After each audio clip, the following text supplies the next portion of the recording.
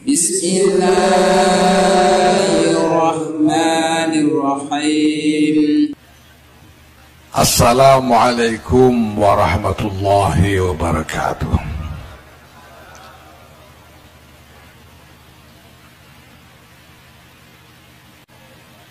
Alhamdulillah wa syukrulillah wassalatu wassalamu ala rasulillah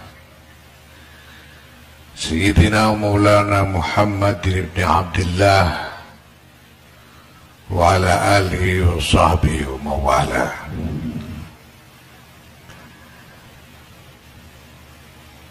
Amma ba'd,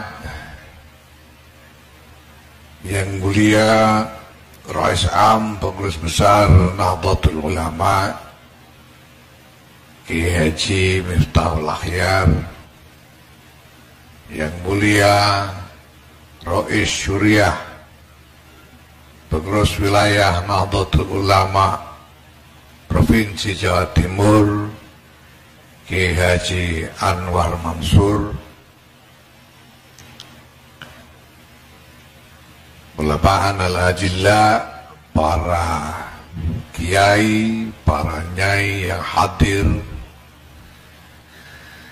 Kiai Fuadur Hasan, Kiai Anwar Iskandar, Kiai Ali Masyhuri, Kiai Hasim Wahab, Kiai Munjidah, Ibu Khofifah Endar Parawansa. Bu Khofifah ini perempuan pertama yang masuk dalam jajaran pengurus harian PBNU. Kalau ada yang tanya, lah itu kan ada Alisa Wahid, nah itu yang kedua, ini yang pertama.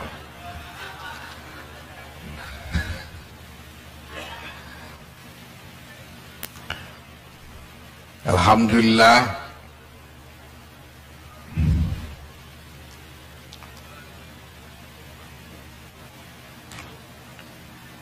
hadirin wal hadirat yang saya hormati,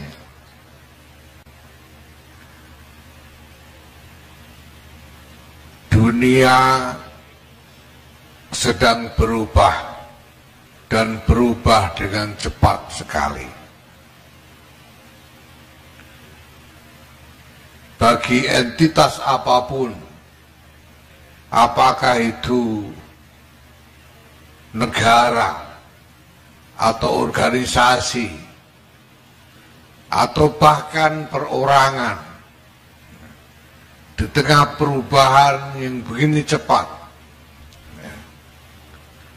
semua akan menghadapi tantangan yang paling mendasar, yaitu tantangan untuk menjadi tetap relevan.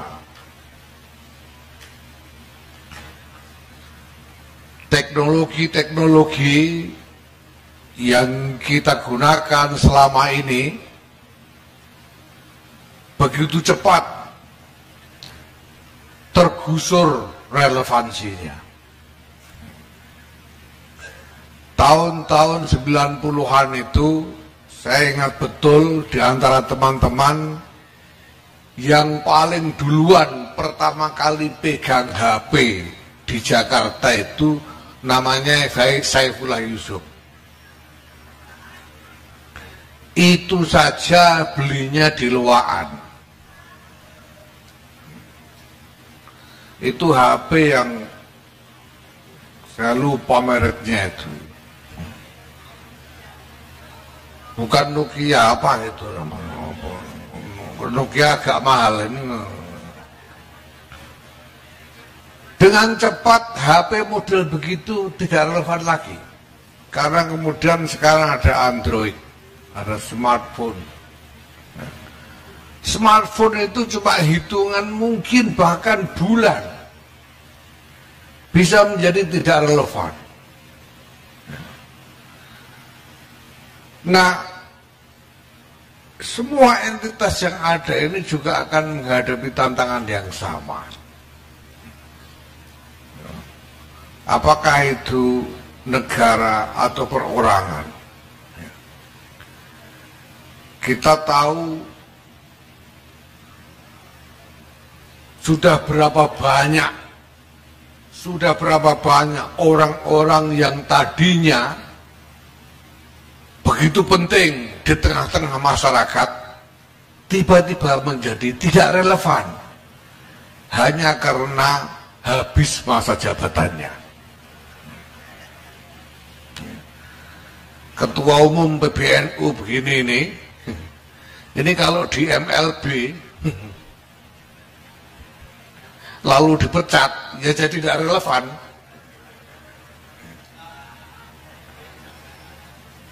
Apalagi dalam konteks perubahan masyarakat berskala peradaban yang sekarang ini kita alami. Maka Bapak Ibu sekalian saya hormati, Nahdlatul Ulama pun menghadapi tantangan yang sama. Sejauh mana Nahdlatul Ulama mampu mempertahankan relevansinya di tengah-tengah perubahan yang berlangsung begitu cepat. Sampai kapan orang butuh Nahdlatul Ulama ini? Kita tahu bahwa dan kita yakin Jam'iyah ini adalah Jam'iyah yang mubarakah, sebagaimana dinas oleh muasisnya sendiri. Al-Adil Jam'iyah Al-Mubarakah Al-Mausumah Binahdlatil Ulama. Ini adalah Jam'iyah yang mubarakah, itu keyakinan kita. Dan keyakinan ini membuat kita senantiasa optimis tentang masa depan Nahdlatul Ulama.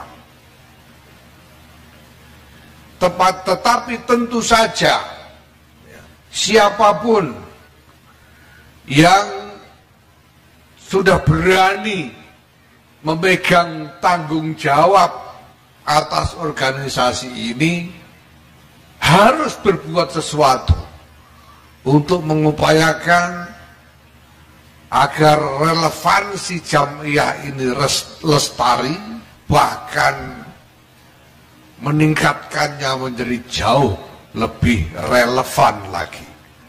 Artinya jauh lebih dibutuhkan lagi.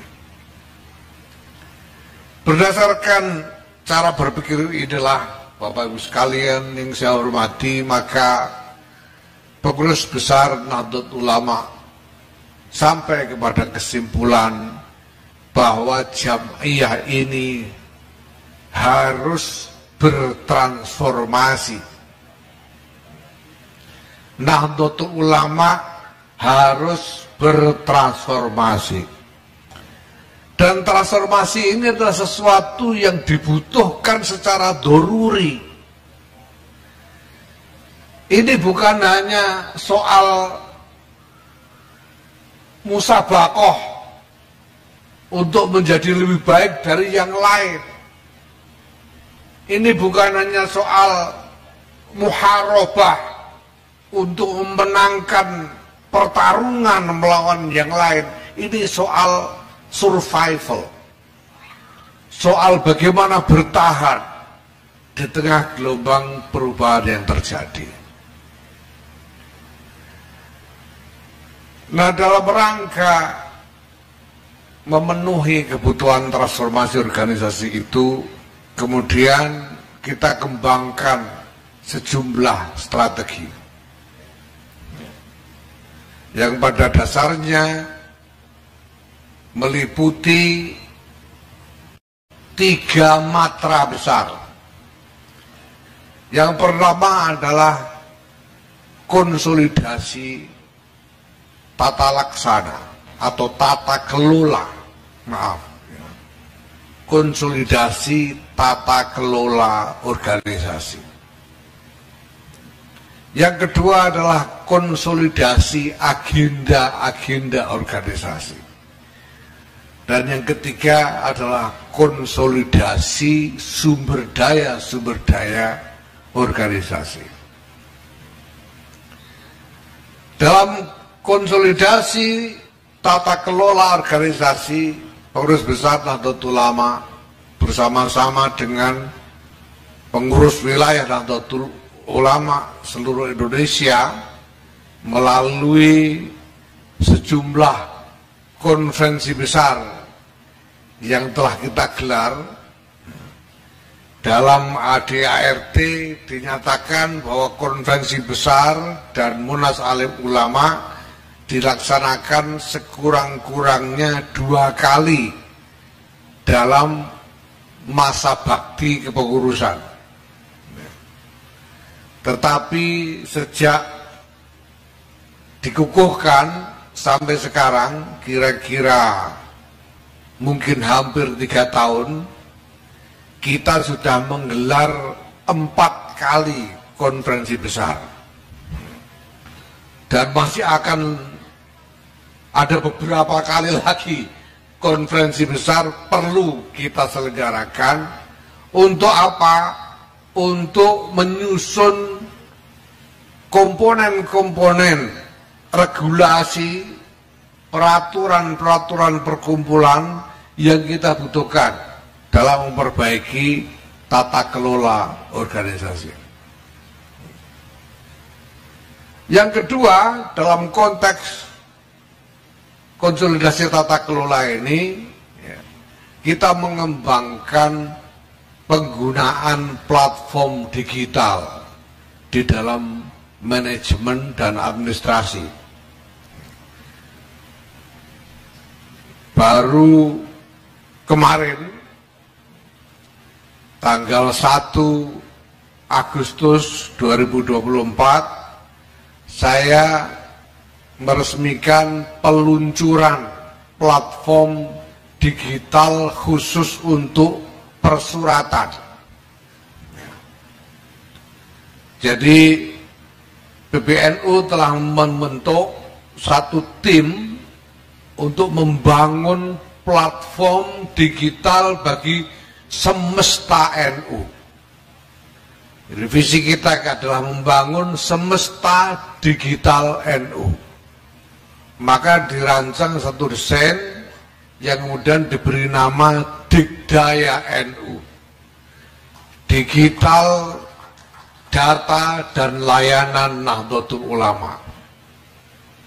Yang ini semua nanti segala hajat organisasi dan hajat jamaah diharapkan bisa tertampung di dalam platform digital itu. Nah, yang sekarang sudah jadi adalah platform untuk persuratan. Kita mulai dari persuratan.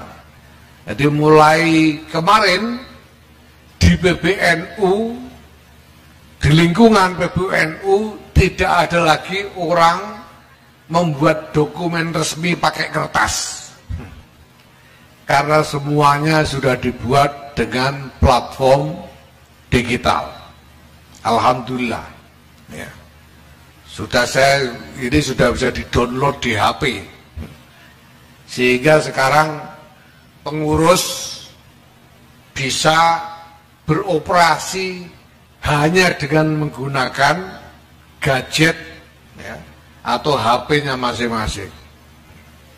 Kadang-kadang saja untuk keperluan tertentu harus dilakukan dengan PC, ya, dengan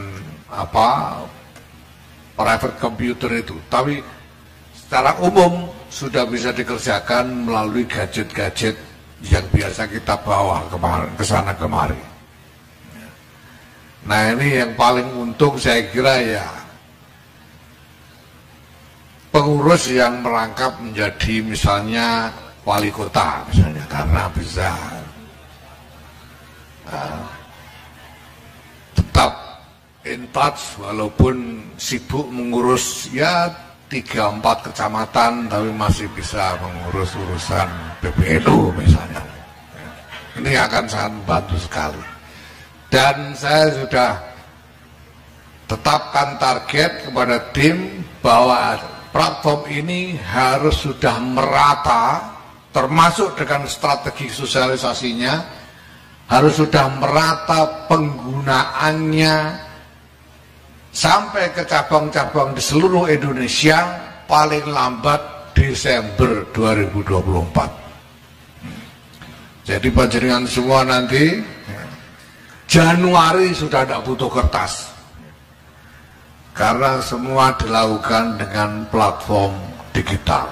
Dan nanti masih ada banyak lagi platform-platform digital yang dibangun untuk berbagai hajat, baik hajat jamaiyah maupun hajat jamaah.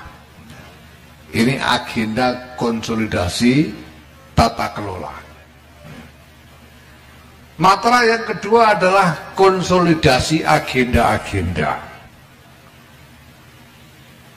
Agenda-agenda itu memuat kebijakan-kebijakan dan strategi-strategi eksekusinya. Nah, alhamdulillah, jadi setelah kurang lebih 6 bulan yang lalu PBNU memberikan beban baru kepada salah satu lembaga, yaitu Lakpesdam, untuk bertindak bukan hanya sebagaimana yang ditetapkan di dalam ADRT, tapi kita berikan tambahan untuk memfungsikan diri sebagai think tank, sebagai pusat penggodokan pemikiran yang bisa menghasilkan perencanaan strategi, menghasilkan rencana-rencana strategis untuk organisasi. Singkatnya, saya minta kepada Lakpesdam untuk mengerjakan pekerjaan-pekerjaan seperti Bappenas di dalam pemerintahan, yaitu mengolah pemikiran-pemikiran dengan data yang akurat menyangkut realitas yang dihadapi untuk melahirkan kebijakan-kebijakan organisasi. Jadi sekarang kalau pemerintah punya Bappenas, kita sekarang punya Bapenu, Badan Perencanaan Pembangunan Nasional NU. Dan alhamdulillah beberapa waktu yang lalu mereka telah menyelesaikan pekerjaannya. Kemudian kita bawa ke rapat pleno tanggal 27-28 Juli yang lalu, dan kita tetapkan sebagai rencana strategis NU sampai dengan 3 tahun ke depan. Dan nanti tugas dari PBNU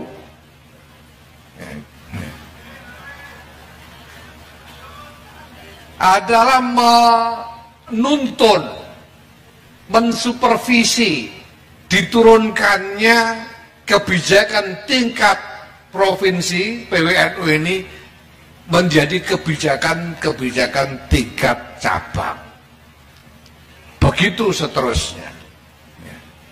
Ini semua adalah model yang kita bangun ya, sebagai semacam template, semacam cetak biru ya, dari mekanisme pembuatan kebijakan di lingkungan Nahdlatul Ulama ya, mulai sekarang sampai ke masa-masa yang akan datang. Matra yang ketiga adalah konsolidasi sumber daya-sumber daya. Sumber daya yang pertama adalah sumber daya manusia, dan yang kedua adalah sumber daya pembiayaan. Sumber daya manusia, kita telah mengembangkan satu sistem pendidikan kader berjenjang.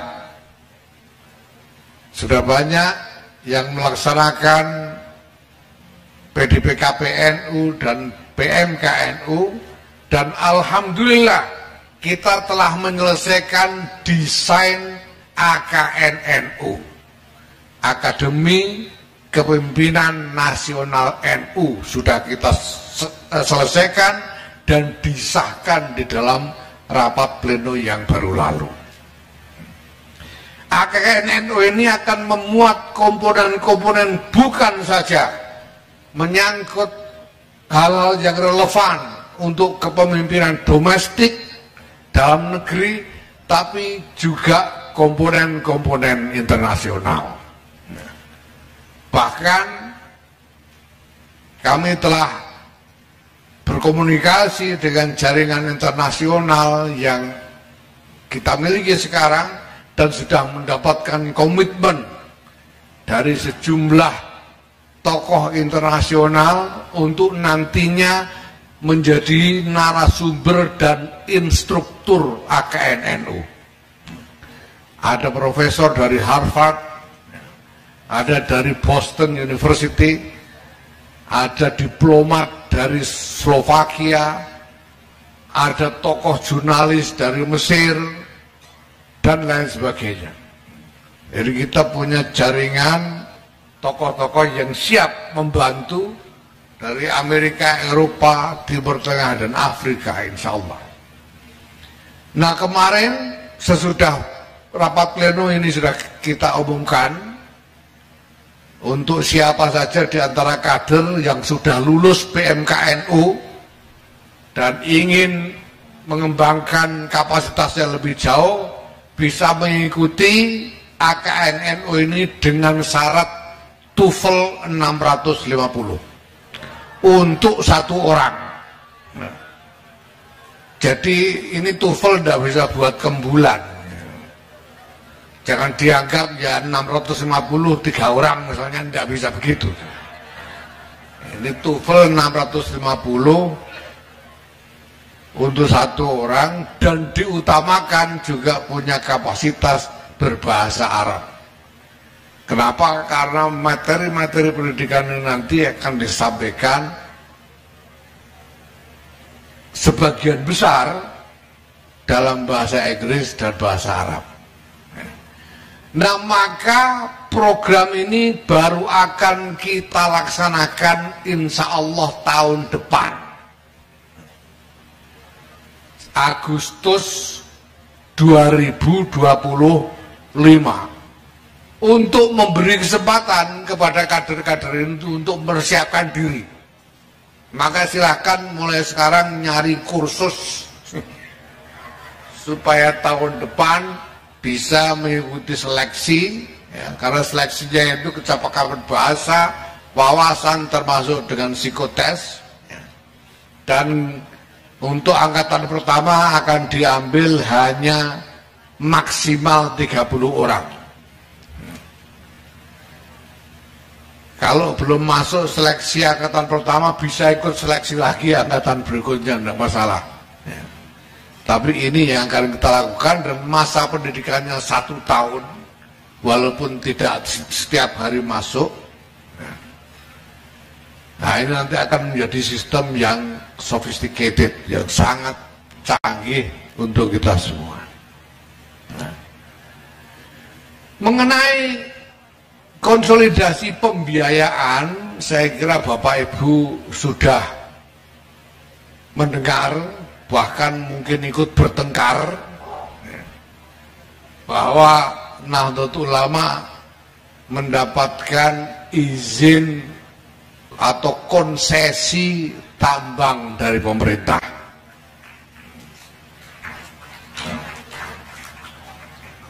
Ya, dan kita menerimanya melalui keputusan rapat.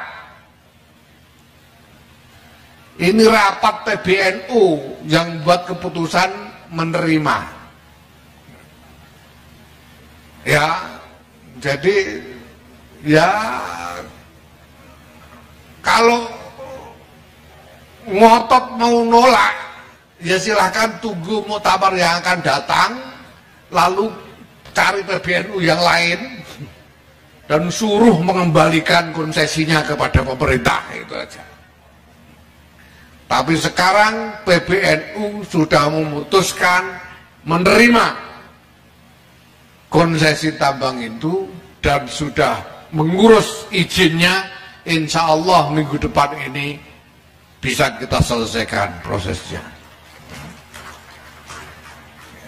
Ya, yang tidak mau ya nanti kita jelaskan sambil jalan. Kita sudah ngomong terlalu banyak. Kalau masih ngotot mencegah ya gimana lagi? Kita cuma bisa bilang wong arep sugih kok ora oleh, itu aja itu.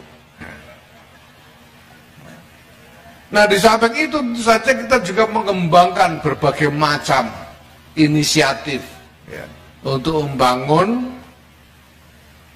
sumber-sumber pembiayaan bagi operasi organisasi.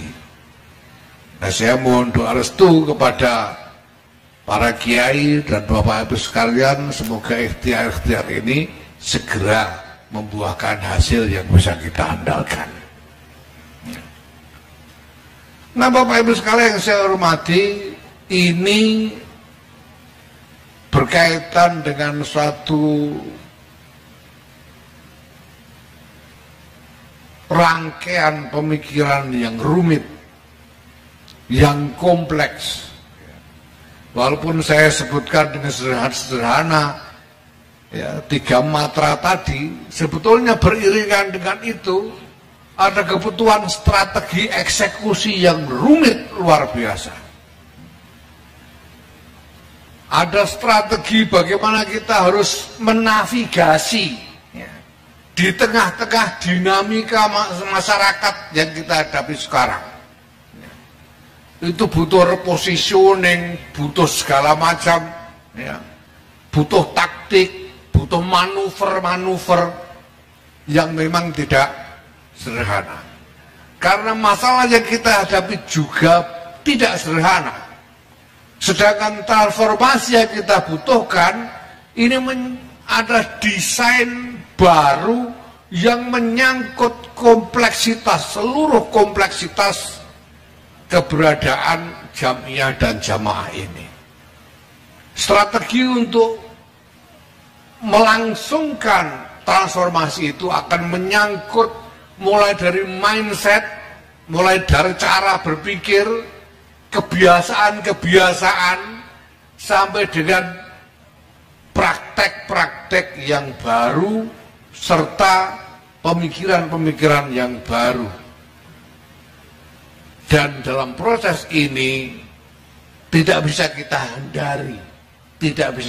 hindari adanya potensi-potensi kontroversi, bahkan konflik.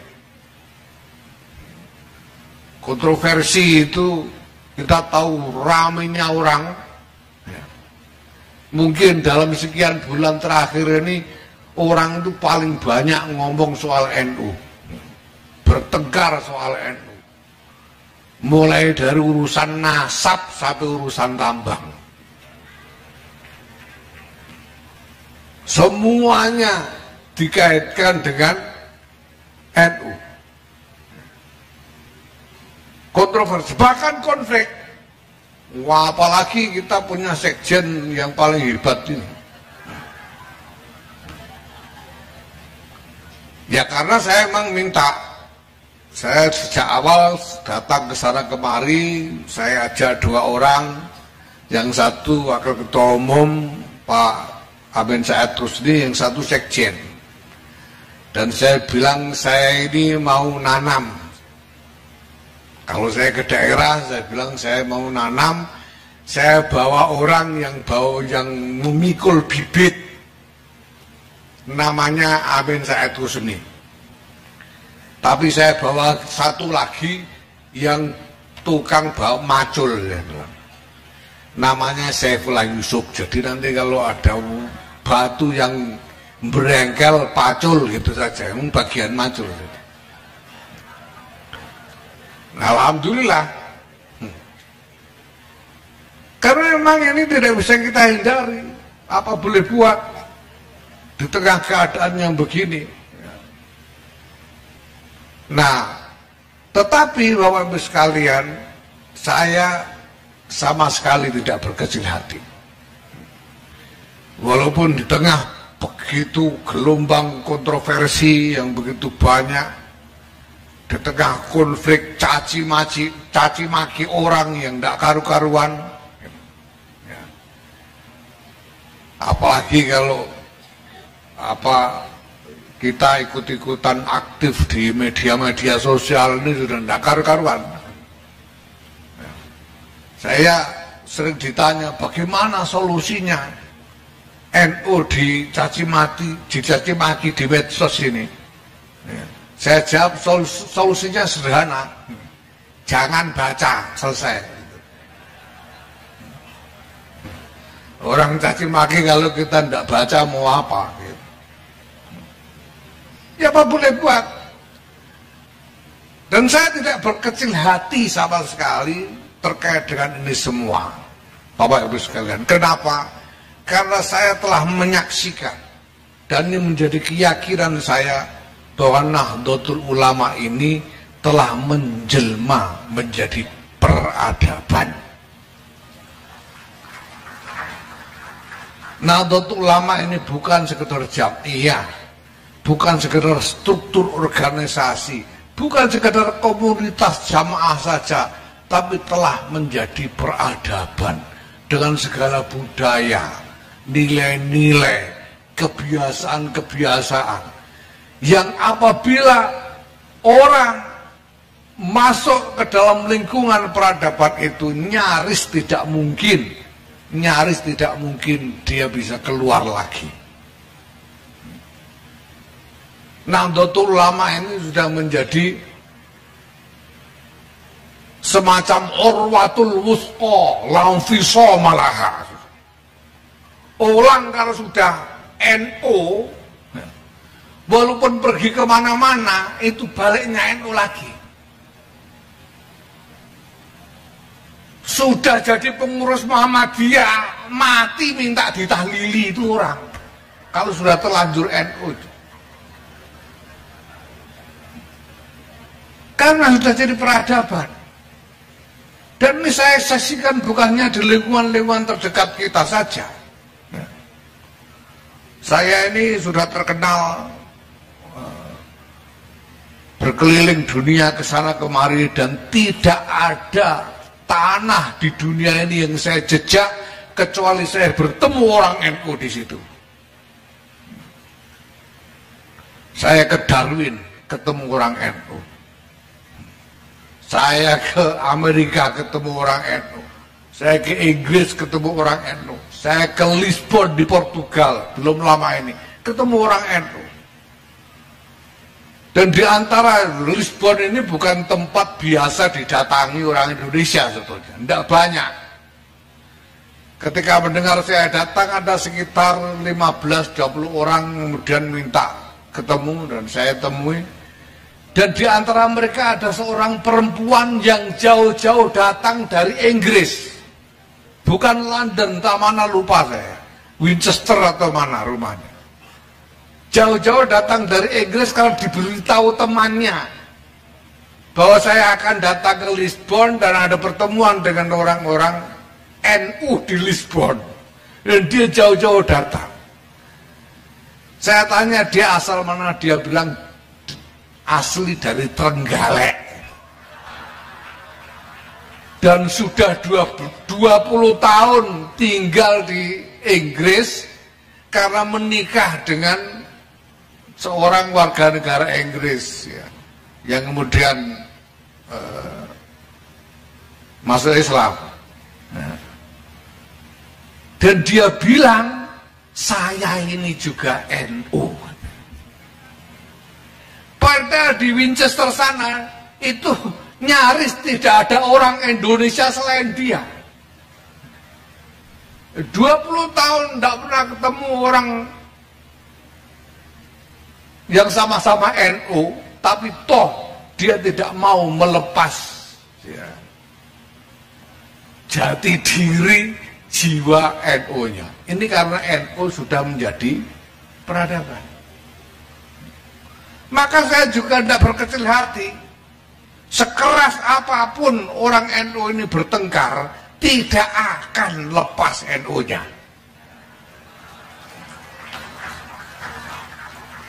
sekeras apapun bertarung di antara sesama tidak akan lepas NU-nya.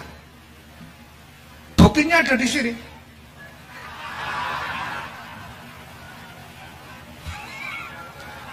Itu Saifullah Yusuf itu dulu dapat lebih dari 9 juta suara. Ibu Khofifah ini nyaris 10 juta suara. Saya bedakan nih, lebih 9 juta dan nyaris 10 juta. Supaya orang ingat dulu yang menang siapa gitu kan.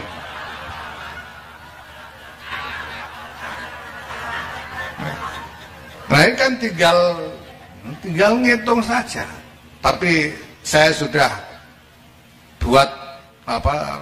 Saya sudah perintahkan atau saya sudah terbitkan larangan kepada Saifullah Yusuf jangan sampai nyalon pilkada.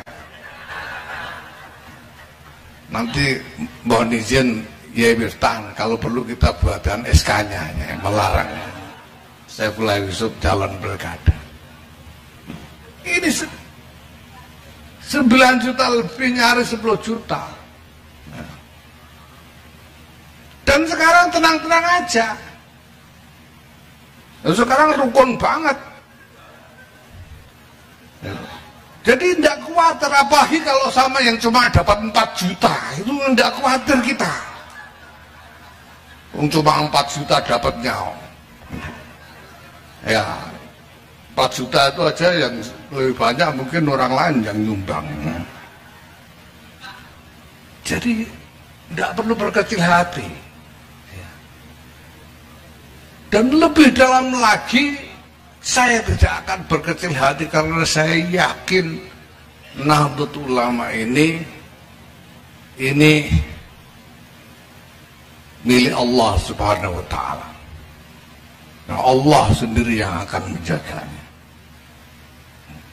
Dan saya juga sudah menyaksikan sendiri bagaimana itu terjadi. Ketika kita menyelenggarakan peringatan 1 abad Nahdlatul Ulama di Sidoarjo yang lalu, saya menyaksikan itu sudah bukan hajatnya manusia.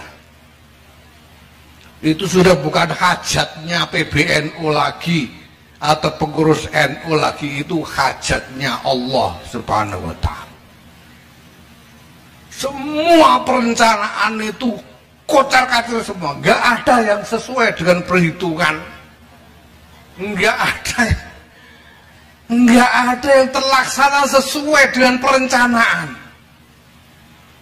Tetapi kita semua bisa saksikan bahwa semua berlangsung begitu aman, rapi, dan terlihat kemegahannya demikian luar biasa. Karena hajatnya Allah Subhanahu wa Ta'ala, panitianya malaikat sudah. Sampai-sampai saya kira para kiai yang duduk di panggung waktu itu termasuk Kiai Halim Masyuri juga menyaksikan itu. Entah kenapa ketika mulai itu mic-nya rusak, sound systemnya itu rusak, jadi berebet begitu. Itu tidak diapa-apakan, sembuh sendiri, tidak disentuh, tidak diapa-apakan. Kita udah bingung karena kita mencium bau seperti ada kebakaran, mungkin ada yang konslet atau apa, dan belum diapa-apakan sudah sembuh dengan sendirinya. Ya tentu saja karena kiai-kiai baca hizib, wirid dan lain sebagainya ya. Ya tapi sudah itu sudah. Jadi Nahdlatul Ulama ini milik Allah Subhanahu wa Ta'ala. Maka saya tidak pernah ragu-ragu membuat keputusan. Saya tidak pernah ragu-ragu membuat keputusan. Kalau Rais Am setuju, jalan. Kenapa? Karena saya yakin kalau ada salah-salahnya nanti yang ngurus Gusti Allah sendiri, itu aja sudah. Yang penting kita yakin dan jalan. Nah Bapak Ibu sekalian yang saya hormati, sejauh ini Alhamdulillah berbagai kemajuan telah kita capai ya. Berbagai kemajuan telah kita capai. Ya, penjenengan bisa googling sendiri. Jadi kalau melihat internet jangan cuma baca caci makinya saja, tapi juga dilihat capaian-capaian apa yang sudah berhasil kita lakukan. Ya. Maka saya menjadi semakin yakin bahwa ini memang hal-hal yang perlu dan resiko apapun harus kita tempuh untuk bisa menjadikan semua agenda-agenda ini berhasil terlaksana sebaik-baiknya. Saya hanya mengajak kepada Bapak Ibu sekalian, para pengurus, para kader, dan warga, mari kita meneguhkan hati untuk mengupayakan keberhasilan dari visi besar ini sebagai sumbangan kita kepada Nahdlatul Ulama. Kalau disuruh ikhlas beneran, mungkin kita belum mampu. Mungkin kita belum mampu. Karena ikhlas itu mensyaratkan makrifat. Mensyaratkan ma'rifatullah. Bagaimana mungkin melakukan sesuatu karena Allah kalau tidak kenal Allah? Sedangkan ma'rifatullah itu bukan ilmunya orang awam. Nah, maka awam-awam kayak saya begini susah, disuruh ikhlas itu susah. Untungnya kita bisa berikhlas secara tawasul. Caranya dengan tabarruk dan menjauhi dan takut kualat, itu caranya.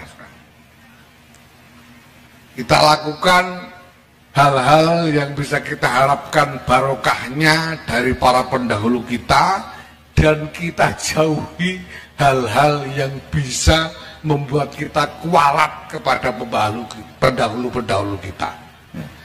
Kalaupun kita tidak ikhlas kepada Allah karena belum sampai kepada ma'rifatullah, paling enggak sampean kita semua kenal dengan Kiai Anwar Mansur sehingga kita mampu dengan tulus bertabarruk kepada Kiai Anwar Mansur karena kita kenal beliau. Dan kita menjauhi kualat dari Kiai Anwar Mansur dengan sungguh-sungguh karena kita kenal beliau. Beliau yang akan menjadi wasilah kepada Allah Subhanahu wa ta'ala melalui sanad yang bersambung sampai kepada baginda Rasulullah Muhammad sallallahu alaihi wasallam. Bapak Ibu yang saya hormati, para kiai, sekali lagi kami mohon doa restu, mudah-mudahan diberi kekuatan dan pertolongan oleh Allah Subhanahu wa ta'ala. La haula wa la quwwata illa billahil aliyyil azim. Al-Fatihah. Bismillahirrahmanirrahim. Alhamdulillah. Iyyaka na'budu wa iyyaka nasta'in. Ihdinas siratal mustaqim. Siratal ladzina Wallahul muwaffiq ila aqwamit thariq. Assalamualaikum warahmatullahi wabarakatuh.